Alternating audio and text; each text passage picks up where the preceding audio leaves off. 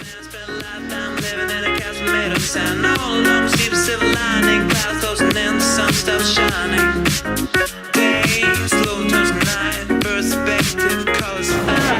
topic is about the youth. The youth is unemployed.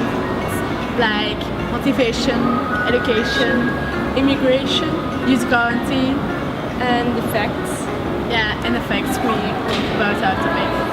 I think the most difficult part in the Employment and Social Affairs Committee is the fact of acknowledging that we have to stick to the proposed schemes, such as the Youth Guarantee Scheme.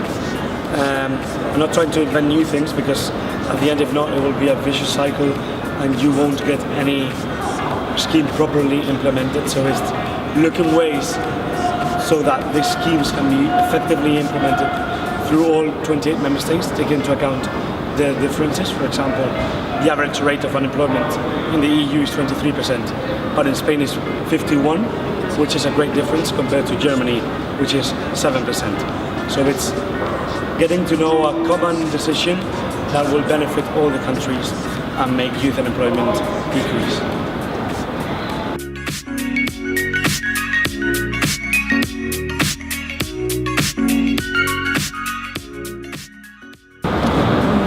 We have as a main topic Ebola, and actually the spread of diseases and epidemics. Yeah. And we think there are mostly problems at the education in third world countries. We noticed that Ebola and those large-scale outbreaks happen a lot in third world.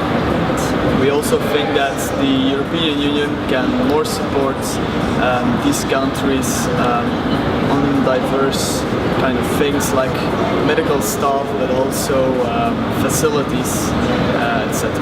I must say that I'm pleasantly surprised, actually.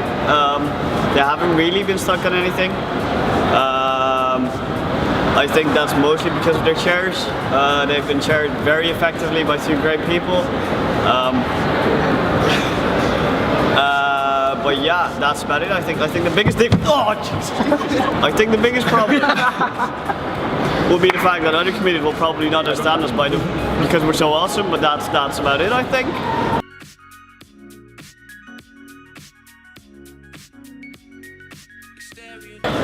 Hello, our topic is ITRE and it's about the quest for energy in the future. We have to talk about the positive and the negative sides of shale gas and other energy resources. So yeah, the most difficult point for me was shale gas in general, because I was the only one in the committee who was pro shale gas and the rest of the committee was actually against shale gas.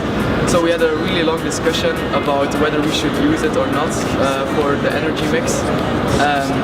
Yeah, after a long discussion I had to finally bend, because it's very difficult to defend your point against the rest of the committee.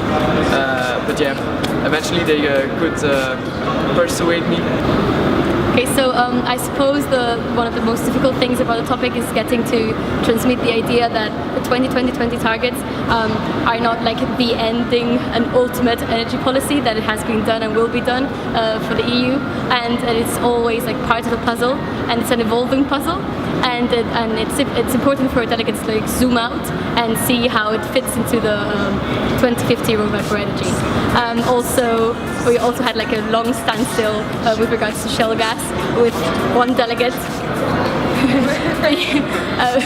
being against the rest of the committee, but I think the whole committee realized it was incoherent with the rest of the resolution, so I'm happy with that. Discuss about the cooperation between the member states and the communication between them for military integration.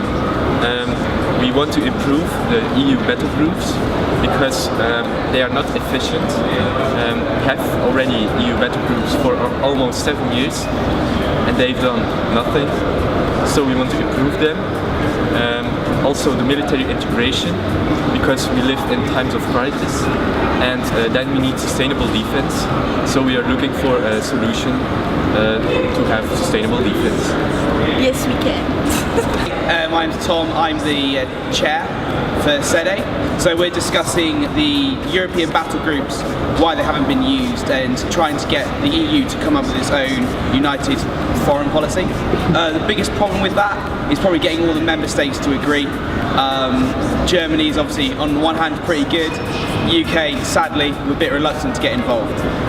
So if we try and get a proposition together that all the member states want to do, then I think we'll have a really good debate and a really good GA. The most controversial part of our resolution is basically trying to mingle with the idea of a region that breaks away from a country, and whether or not it should come back into the EU as a member state. You see, breakaway regions, if they do break away from a member state, they already have many of the EU laws already implemented, so it is a big question whether or not they should be treated, specially, or whether or not they should just reapply for an EU membership and go through the standard procedure again. And apart from that, I'll just cut it there. So our topic is Libe, so it's about like the Scottish referendum and what should the EU do about all the separatist movements in the European Union. Yes. I think, yes. And we discussed what stance the EU should take, and how to solve the separatist movements and things.